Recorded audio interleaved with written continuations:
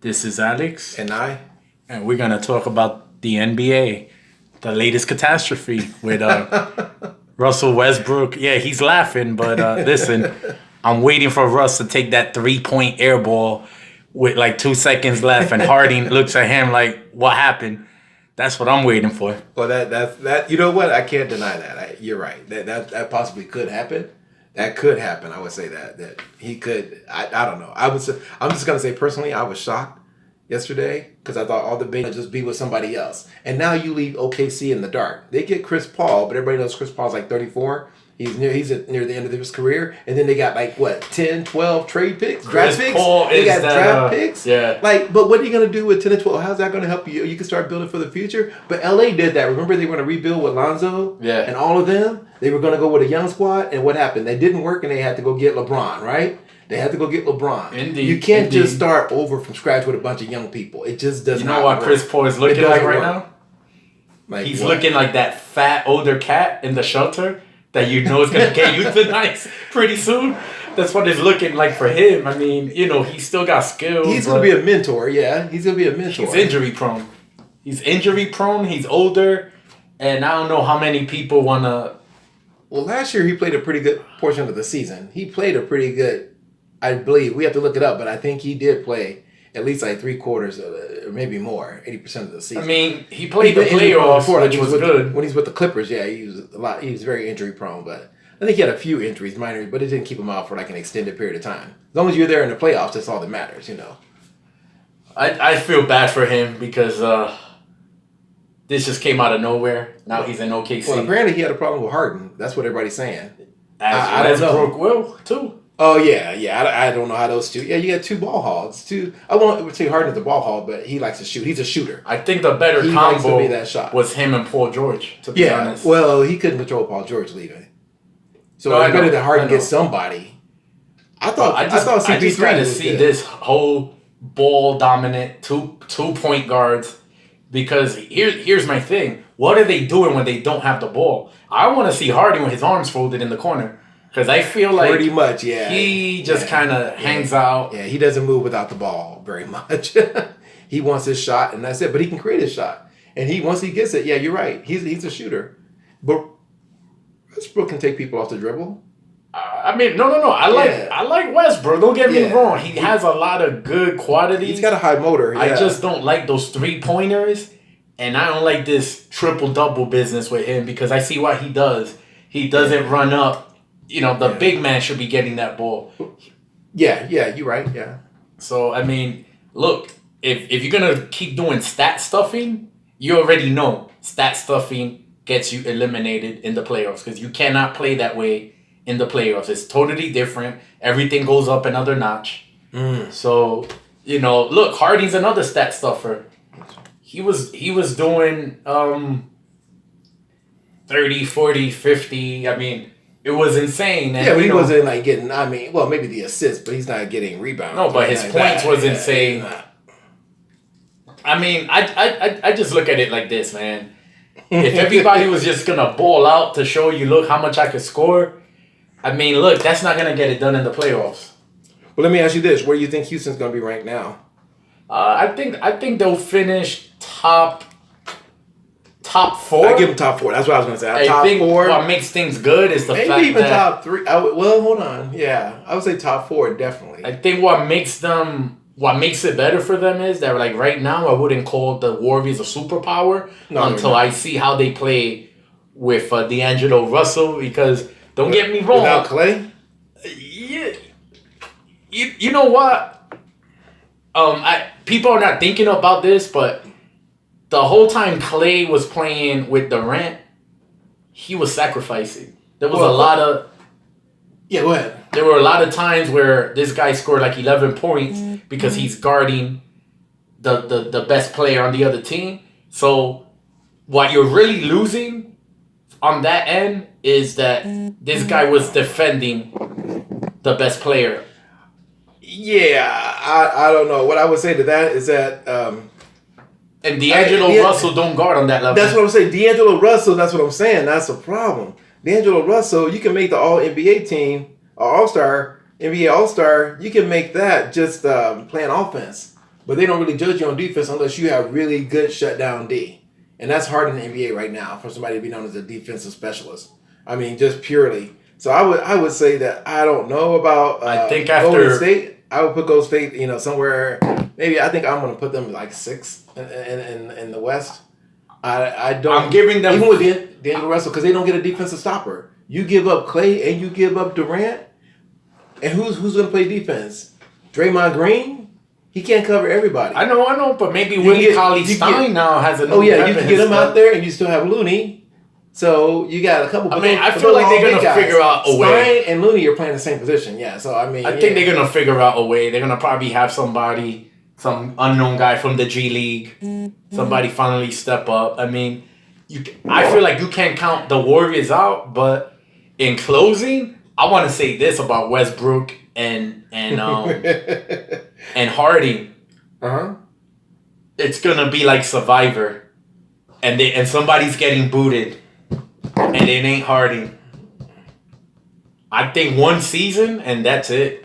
I don't think they could do it for more than one season. I'm curious why Westbrook wanted to play with Harden. I think they said because they all put it together at OKC. I mean, in Oklahoma. Yeah, but OKC. That was a long time ago. That's what I'm saying. That was like eons ago. And Harden is a bona fide star on his team. So back in the day, Westbrook played well with him because they were feeding Westbrook the ball. I think Harden might become a little frustrated because last year, although Westbrook put up the same triple-double numbers, the efficiency was not there. He shot about 65 from the from free throws. Yeah. His three-pointers, I think, were like under 30.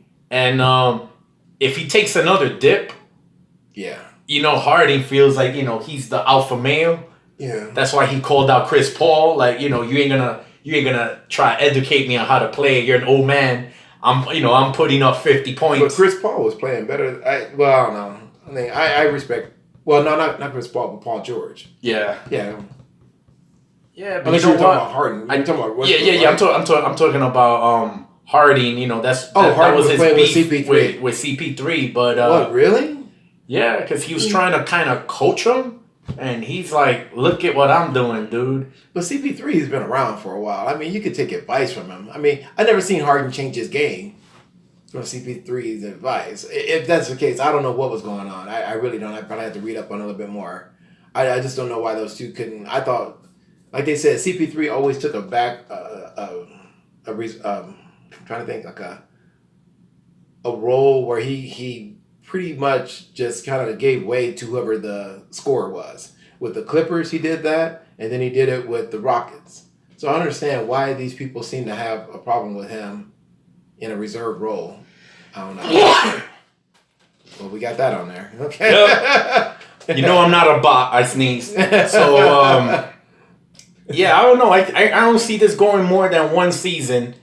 I like Westbrook's defense for sure. Oh, man. I think the efficiency ain't gonna be there unless last year was just that one off season that people have. I mean, not that having a triple double average for the season's an off season, but I'm just saying when you start seeing the averages take a dip, you start thinking about wear and tear and age. And he's 30, but he plays a lot of minutes. I'm not saying 30's old, but I'm just saying when you're doing this triple-double machine thing, the wear and tear, it has to start adding up. I don't know. I mean, the good thing is that, hey, we're not being sponsored or promoted by anybody, so you can say whatever you want. And I would just say I've never been a big fan of Russell Westbrook. I don't know. It's just not even a Harden It's just on a personal nature. I don't like him. I just think he's just too selfish, narcissistic. I think it's all about him. Like they said, he already ran a couple players away from the team. If you had such a good rapport with Paul George, how could he be talked away and going to the Clippers? I understand that he did agree to stay with them. And when he had a chance to go to the Lakers, he spurned them and said no. But when he got a chance to go to the Clippers, he bailed out of his contract and went straight there. So they got rid of KD, a.k.a. Cupcake. And Paul George left him. Harden left before. he can't keep anybody on the team playing with him. You know, I just think Westbrook's too ball dominant. Because look, right now Kawhi Leonard, although we think he does a LeBron type of thing, but here's the thing: he was able to play with a point guard, where the point guard had enough touches, and this guy just took over in spots. He picked his spots. Westbrook doesn't pick his spots. Westbrook, I think every moment he thinks is one of his spots. Yeah. I'm not sure because, that right there is a task in itself. Picking your spots when you're an all-star player, when you're an MVP caliber type of player, to pick your spots because you still have other players on your team that, you want to give them some touches. So I think that's the thing with Westbrook. Like, sometimes, people who shoot better than him are not getting the touches because that was my gripe when KD played with him. I didn't want Westbrook to take that last second three-pointer. I wanted the best shooter on the team, KD, to do it.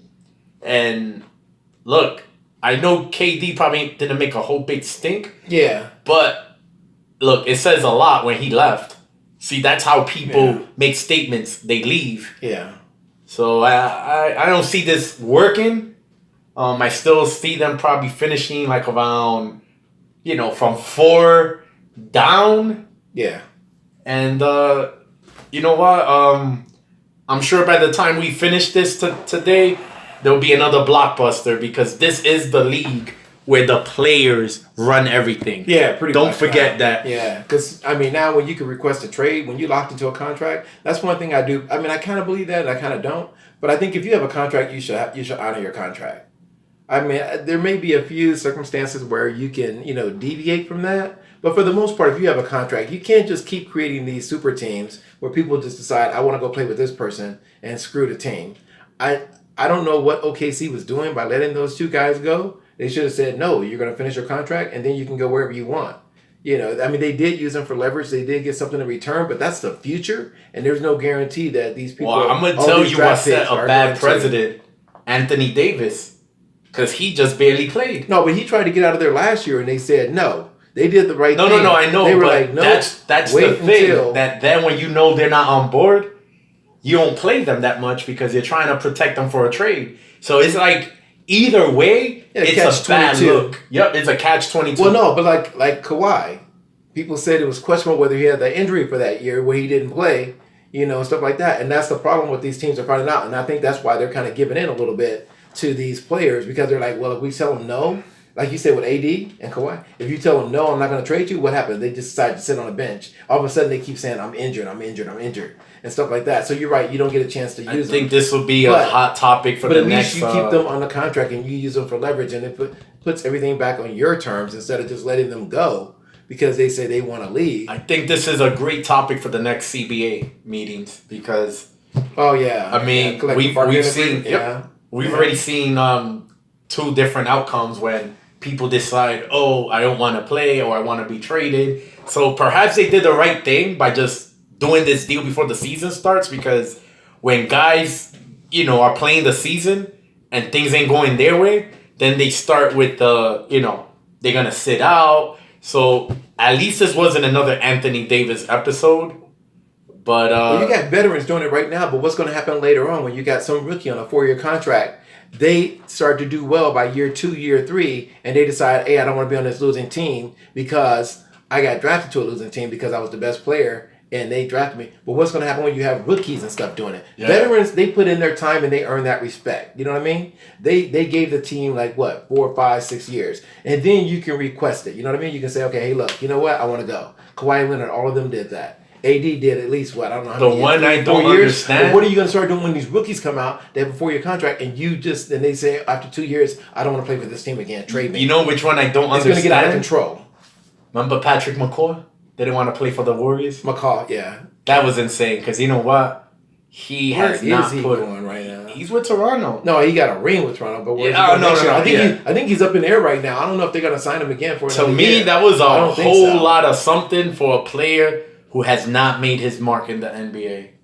Well, he has not made his mark. People were getting on Jeremy Lamb. Did he really deserve a chip? For 10 minutes. Oh, well. And the whole. Look, that's not his fault, but McCaw, to me, even though he played for the Warriors, he was not a key guy. He took a. I don't even know if you can call him a veteran minimum, but he took a minimum contract. You know, I mean, obviously. I want to see where this you get guy a player is like at. that for like a one, but I don't think he. I don't think he can knock down shots consistently in the NBA. No. And you know what? In today's league, I don't care what you are, 3-and-D type of guy, they're knocking down threes at a high rate. These 3-and-D guys. So I don't know what's up with McCaw, but I thought he had a lot of guts for what he tried to do. I mean, he ended up with Toronto. He got a ring, he got a chip. But to me, that's not really a ring he earned. Because a lot of people deep on the bench don't really get a lot of playing time during the playoffs. I mean, especially when you get to the finals.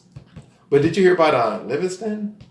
No. Tell me about Livingston. Yeah, I'm gonna have to. Oh my goodness! I think the last I heard, I'm gonna have to look it up and get current, everybody. But the last I heard was that the Warriors just told him, hey, they let. I want to make sure I get this correct, but I know that they allowed him to start looking for other teams. I think they just said, I don't know if his contract ended or something like that, but they just told him, see what you can find out there. Well, it makes sense. He's getting older, dude. No, but he's been with the team. You talk about loyalty. What happened to loyalty? But everything Dude sat on the bench whenever they told him for I don't know how long. Okay, even entire game. In life, sat on the bench, came in for 5, never complained. But in life, everybody doesn't stay put when they see a prettier girl. That's just life. I'm just saying this is gonna make it hard for the NBA.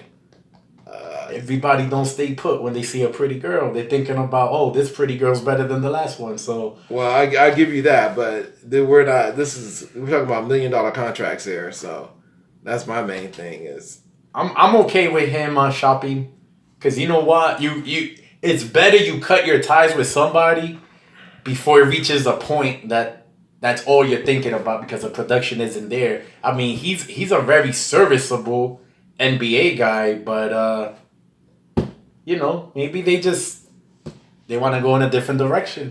Yeah. Maybe they want more offense from that backup position. Maybe they're thinking they want another guy that could run and gun. Because, maybe they gave D'Angelo Russell too much money and now they got to cut some losses here and there. Yeah. And I don't know what happened, and maybe they're trying to get a few more players in. But look, if anybody knows what they're doing, I got to give the Warriors the benefit of the doubt. Year in, year out, they always know what they're doing. Nick Young just said, I don't know if you saw that, Nick Young said that Steve Kerr rolls the best blunts. Oh. He called him out Nick Young is saying, he always says things provocative. And he's out the league, so I don't know if he's just saying this stuff or whatever. Well, hey, Steve, come roll my blunt at 7 p.m. because I'm having a little problem sleeping. So, damn, Steve, if you could roll blunts, my God. I want to find out if there's a kernel of truth. You're the MVP. The MVP. If you have that skill, Steve, you that's it. Maybe that's why he coaches the Warriors so well. He stays calm and relaxed all the time. I don't know. Hey, real quick, in the last minute and 30 seconds, you want to talk real quick about Brooklyn, LA, and the Clippers, and even Toronto. Where you think Toronto is? So, we're gonna try to keep this around 20 minutes or so. But just the first time we're getting this together, just trying to put some thoughts out there, and then if you guys have some thoughts, you can just hit us up and let us know. And if you think I'm dead wrong, hey, I would love to have a friendly argument. Yeah, that's Alex. So just you think be funny, he's but wrong, be respectful. Let him know. Be funny, call me crazy, but be respectful. That's all. So that's what we ask for. What do you think about Brooklyn? Real quick, the other teams that had major trades this year. So Brooklyn, the Clippers. We already talked about OKC. And we already talked about Golden State being, undermanned. I would like Brooklyn, the Clippers, and the Lakers. What do you think? I would like to, because they all loaded up. I would like to think that Brooklyn got better, but right now, immediately, no, because KD's not gonna play basically till way after the All-Star break. So right now, what they really got is Kyrie by himself. You don't think Kyrie can carry them? Just like Russell Westbrook carried the team? No, Kyrie. Russell Westbrook, he carried his team. He put him on the shoulder. I'll give him credit for that. I'm not a big fan of his. But I will say that I do respect that when it came down, he can score all the points that they needed, to keep them competitive in the game. So, you don't think Kyrie can carry them for a year until KD comes back? No, sir. No, sir. I disagree. I mean, I'm just saying they won't be at the bottom. They won't be the laughingstock anymore. Brooklyn no, they're going to be the top 8. Okay, see, there you go. That's enough to get in the playoffs. But remember, sometimes 8. And maybe KD will come back before the playoffs.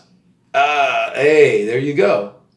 DeAndre Jordan, you think he's serviceable or I like DeAndre Jordan. I like the fact putbacks and that stuff? I mean, that between him and Jarrett Allen, they're gonna get a lot of second chances. yeah. But I don't know if they're gonna convert on those second chances. I don't know. I just don't get me wrong. Kyrie got skills galore, but I see Kyrie sometimes like street ball. But he won't have to share the ball as much. As Dude, he did at he's Boston. gonna shoot So 30 that's what I'm saying. times Yeah, and score exactly. 30 points. But no. Like Westbrook, that's what they do. If that's what they need for 1 year to carry the team, no, I'm just saying, is it enough to get them in the playoffs? They won't be at the bottom. There you go. In There you eighth. go. And who's going to get them to 8? Kyrie. That's my point. All right. Maybe it's Spencer Kyrie. Dinwiddie. Don't forget about Spencer. Yeah, he's going to have a few role players around him, but yeah. Okay, Lakers real quick. Because I'm picking the Lakers to finish first. I'm picking the Clippers to finish first. I think the Lakers loaded up on enough other players. I think their bench is going to be deeper than the Clippers. I think the Lakers. Everybody's so fascinated with Paul George top and 3 and Kawhi. And Kawhi can work miracles. We saw that in Toronto. With Well, Siakam you know and everyone what? else, he worked miracles. And that one shot was the one that got him over. But ball bouncing off the rim like 3 times and then dropping in. I don't know how that works. But yeah. But you're picking the Clippers first and then Lakers 2? Like 1-2, Clippers 1, Lakers 2? And I'm doing the reverse because I still think that LeBron's got a lot of ball in him. And I know that Kawhi and Paul George they're going to play defense. But you need the other 3 players on there to play defense too. And I just got to see who they line up with. But I think the Lakers have a deeper bench with more veteran players. Well, you I don't know how they accomplished that, but they did. Let's just see where the injuries go, because seems like injuries after the All-Star break. Yeah, injuries play a big role. Older players are getting Toronto. I still think they could get into the playoffs just the wear and tear on their bodies or something. Seems like the older players are getting hurt. What do you think about Toronto? They get in? Maybe 6, 7, 8? Yeah, I got to check out their roster. Pascal Siakam. Oh my goodness, you riding him too high, dude. Yeah. Hey, and then they got OG. You guys got to check out OG. Get DeMar back. That's all I want to say. Like, get DeRozan back. That's humiliating. Get DeRozan back. That's humiliating. No. They didn't trust in him. They couldn't get them to the chip. Now they got a chip. They're good now. They can go another 3 or 4 years with players who are loyal to the system, who are loyal to the Canadian Maple Leaf flag. And I'm telling you, you want somebody who's all Toronto, all in. That's a mockery. He built that franchise, dude. He brought them up to like right above mediocrity. Yeah, he brought them up. But he couldn't finish the job, and they had to bring another dude in. He couldn't finish the job. But now that guy's not there anymore. So what do? Okay, but that's humiliating. Do you just go back to the bottom? See, in a relationship, if you swapped out a guy then brought him back. But the coach has been to the finals now and won. Siakam and all those other guys, everybody else has been to the finals. This is equivalent. So now they can. This is equivalent to a young lady. They know the work ethic to get there now. Nah, look. Yeah. I'm gonna put this in layman's terms. This is equivalent to a young lady telling her man, "You're sterile. I'm gonna find me a very fertile man." She has a baby. And then decides, well, we've had that baby. Let me get the old dude back. Yeah, because he's a better supporter and he can take care of this kid. Oh, then the old dude's supposed to come back. The guy just came in there, popped her up, got her pregnant, but now he decides, hey, I can go pop up and get somebody else pregnant too. Or like you said earlier, I can just move on to the next best looking girl. You want a guy who's going to be there with you. So now she's like, let me go back to the guy who was always there. I tell her, you keep your baby, you keep your rings. I found sanity in San Antonio. But San Antonio may not make it. Wait, Aldridge?